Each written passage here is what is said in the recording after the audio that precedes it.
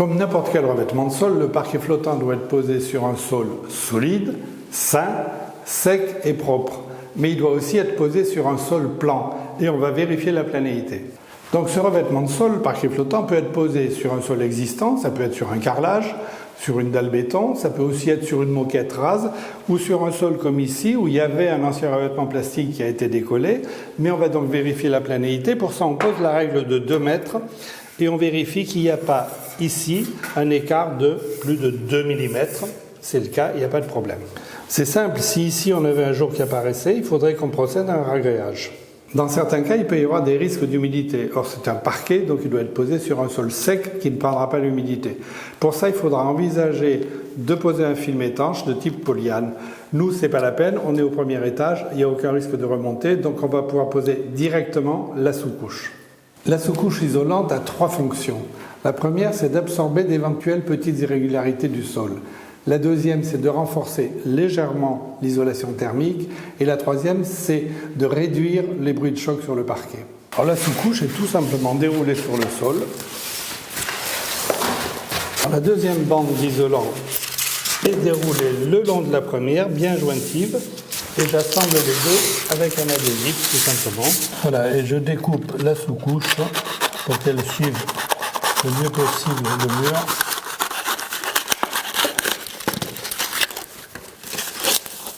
La dernière bande, je la pose par-dessus la précédente pour pouvoir la couper bien jointive. Elle est appliquée contre le mur. Et là, je vais tout simplement utiliser la règle pour faire le joint entre les deux. Donc, bien ici. Et je coupe le long de la règle.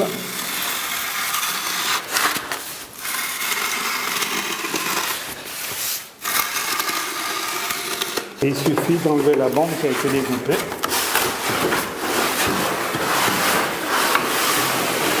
Et même chose, je pose l'adhésif sur le joint.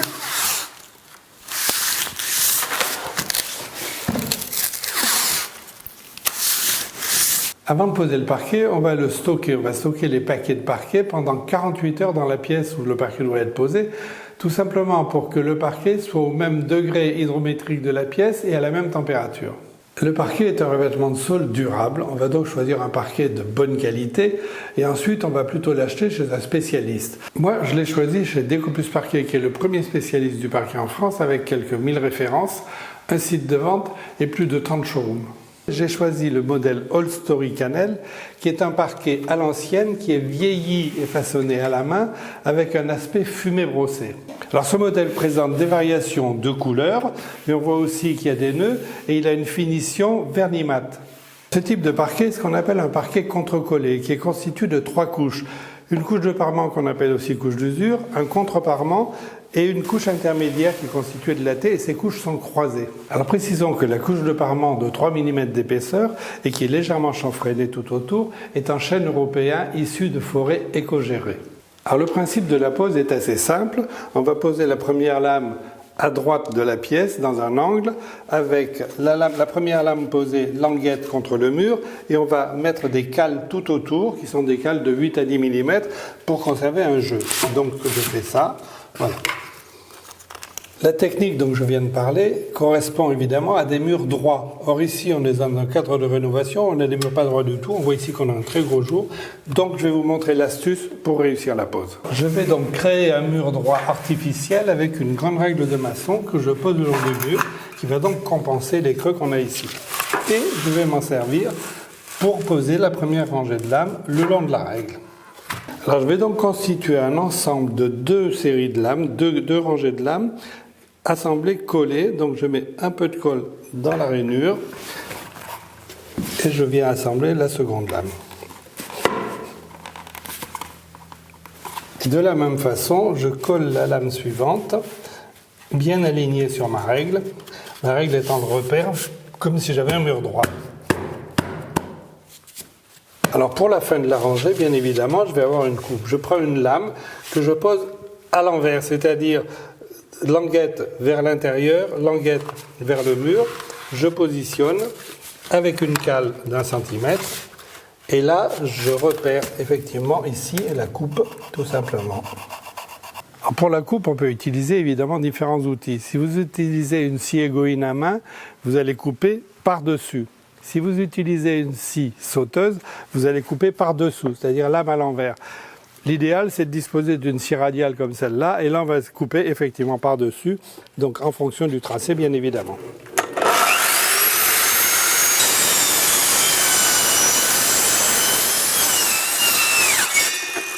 Il me reste à coller la coupe, donc pareil en bout, un peu de colle dans la rainure.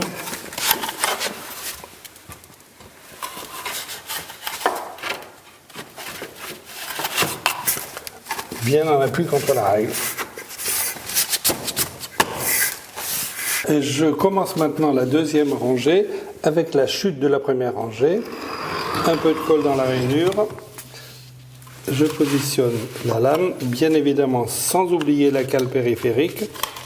Et là, pour emboîter au besoin, je peux m'aider d'une cale plastique et d'un maillet pour avoir un emboîtement parfait.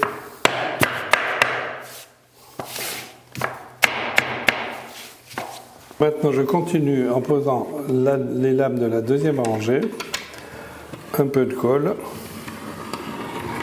Donc c'est de la colle à bois spéciale pour parquet flottant.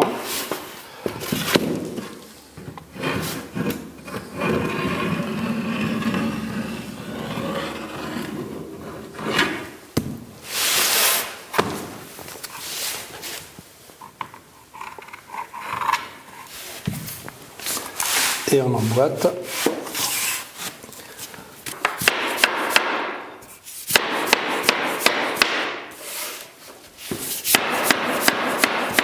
Et j'essuie bien évidemment les traces de colle tout de suite, même si la colle devient transparente au séchage.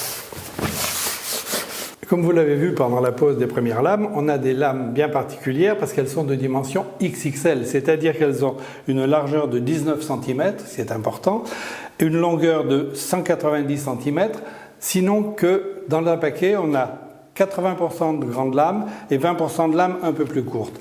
Et de surcroît, ces lames ont 14 mm d'épaisseur. Alors, pour suivre notre mur qui est vraiment très ondulé, je vais poser sur les lames posées, c'est-à-dire sur les lames qui ont déjà été assemblées, une rangée de lames exactement dessus.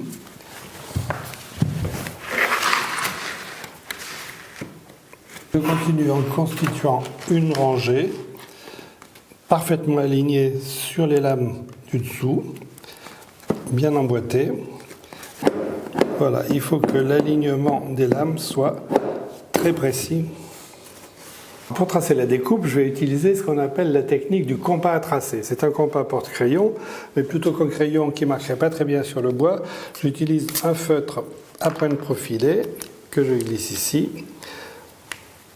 La technique consiste à suivre le mur avec la pointe et petit à petit tracer sur le bois. Donc on voit qu'il y a une forme très irrégulière.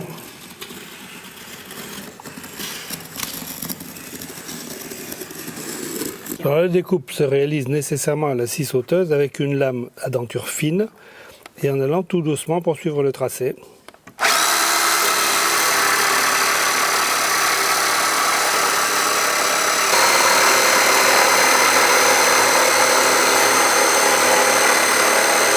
Maintenant, on tire les lames d'appui suffisamment pour pouvoir glisser les lames qui ont été découpées. Et je vais maintenant mettre les lames, les coller, chacune à sa place. Donc, je dépose le filet de colle.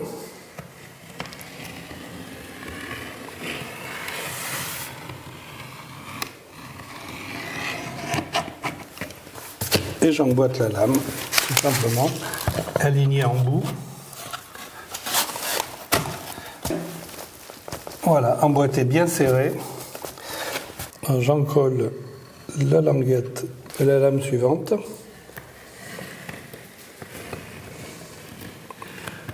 J'emboîte en bout d'abord et ensuite sur la longueur,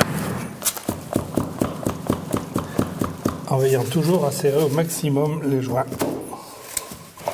Voilà, bien lointif. Et on enlève toujours les traces de colle tout de suite.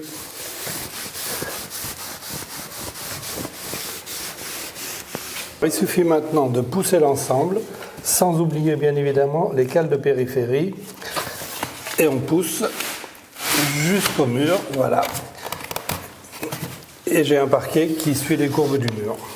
Là maintenant, il suffit d'aligner les lames les unes à côté des autres, on continue, et on va pouvoir les appuyer sur un support fixe. Voilà, et je vous rappelle qu'on veille toujours à avoir des joints séparés d'au moins 30 cm. Donc on coupe au besoin la lame en fonction.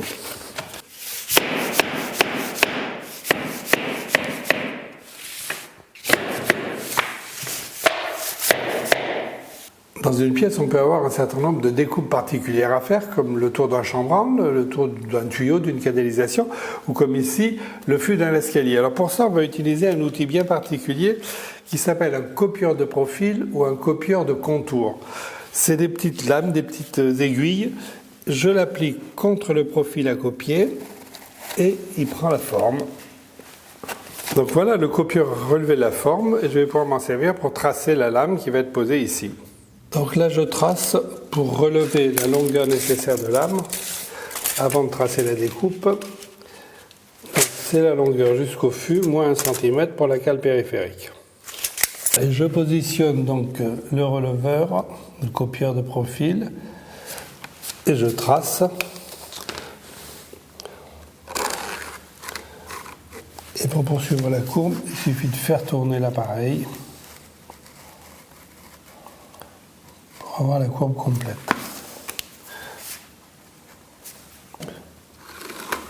Il n'y a plus qu'à découper la scie sauteuse.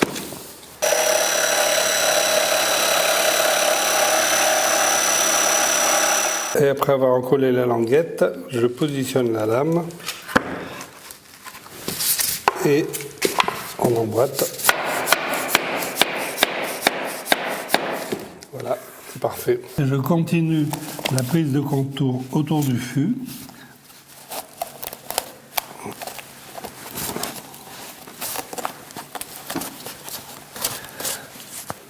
Voilà, toutes les lamelles bien appuyées. Et ça me permet de la reporter sur la lame qui est à découper.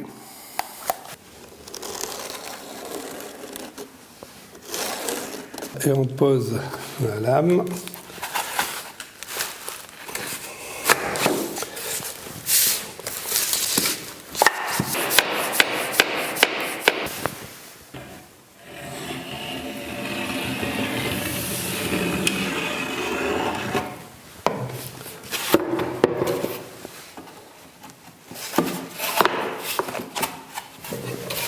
Alors on peut avoir des découpes assez particulières, comme ici, une découpe en sifflet près de la porte. Donc là, je positionne un morceau de lame qui a été découpé à la bonne longueur et je vais réaliser les différents tracés en fonction des murs existants. Donc ici, le long de ce mur.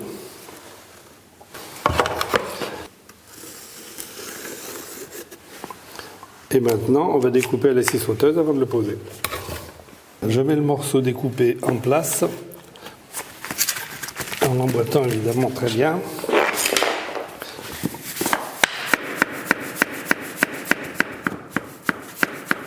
Et on va venir glisser la lame ici, progressivement, et on la serre avec les cales. Et on continue la pose rangée après rangée, tranquillement.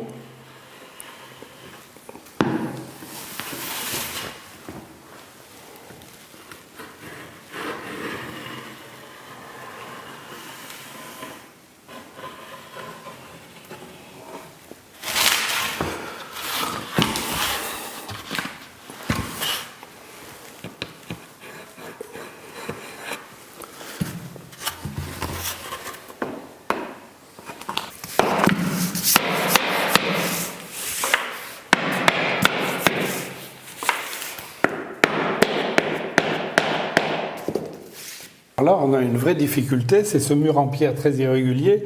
Donc pour la découpe des lames, on va utiliser la même technique qu'au tout début, c'est-à-dire le compas à tracer. Et on fera sûrement plusieurs essais et des retouches. Donc le compas à tracer, le long du mur, le long des pierres. Et on appuie sur la lame qui est à découper.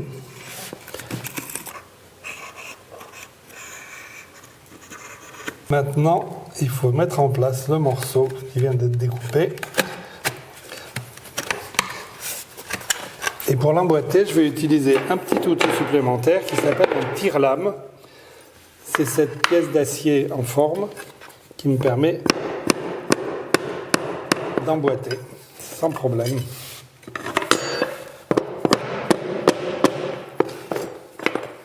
Alors, je précise que pour réaliser ces découpes compliquées le long du mur, je n'utilise que des lames de petite longueur.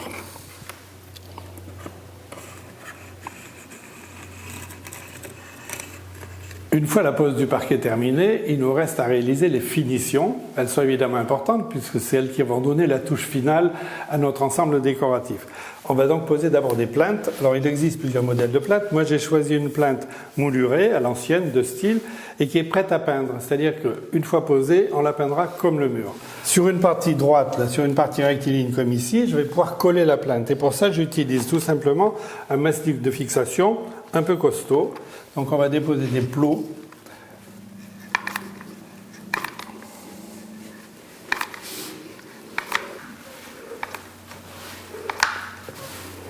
Maintenant, je relève la plinthe contre le mur. Et compte tenu qu'on a quand même une légère courbe, je la cale avec quelque chose d'un peu lourd. Là, c'est une brique posée sur un carton. Voilà.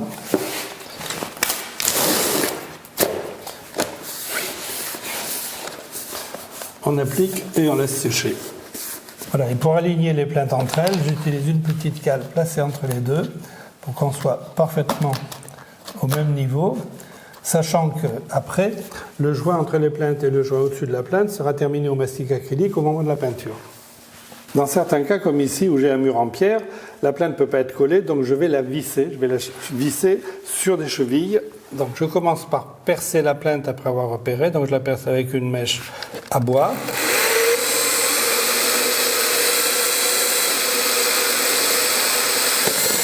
Et ensuite, je perce au travers du trou avec la mèche à béton.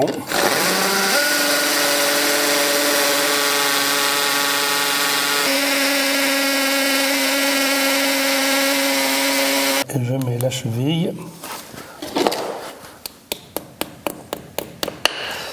Voilà, il suffit maintenant de visser. Et alors je vais visser très à fond pour que la tête de la vis rentre un petit peu dans la plinthe. Comme ça, en finition vraiment à toute fin, on pourra reboucher, enfin cacher la tête de vis avec de la pâte à bois juste avant de peindre. Alors l'assemblage des plinthes, évidemment, l'assemblage en angle se fait toujours avec un tracé très précis. Donc là, j'ai un angle sortant, donc je trace dans ce sens-là. Et l'angle est dans ce sens-là. Et je trace ici un repère pour montrer que l'angle à couper est bien dans ce sens-là. On utilise évidemment la scie d'onglet qui est orientée dans le bon sens jusqu'à l'angle idéal, c'est-à-dire là un petit peu moins de 45 compte tenu de notre angle là-bas. Et ensuite, je trace l'épaisseur, je reporte l'épaisseur de la plinthe parce que ça c'est mon trait extérieur, donc je trace l'épaisseur de la plinthe pour avoir l'entrée de lame qui va se faire ici. Voilà, juste là.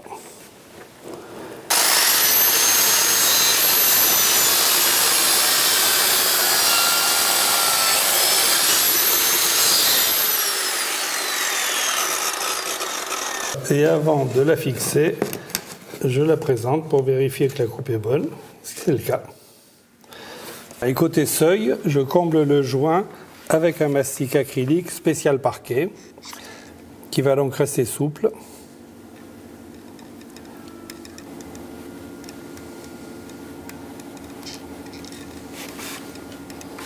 Voilà, et je lisse.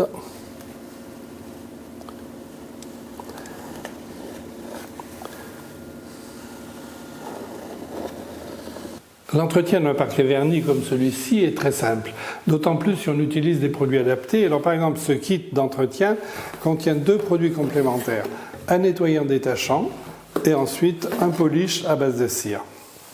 Comme vous l'avez vu, la pose du parquet flottant est plutôt simple quand on travaille avec méthode.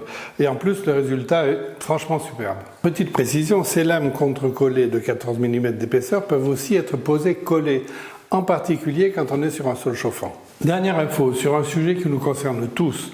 Décoplus Parquet participe aussi au développement durable en association avec Écoterie. Chaque fois qu'un parquet est acheté, un arbre est planté.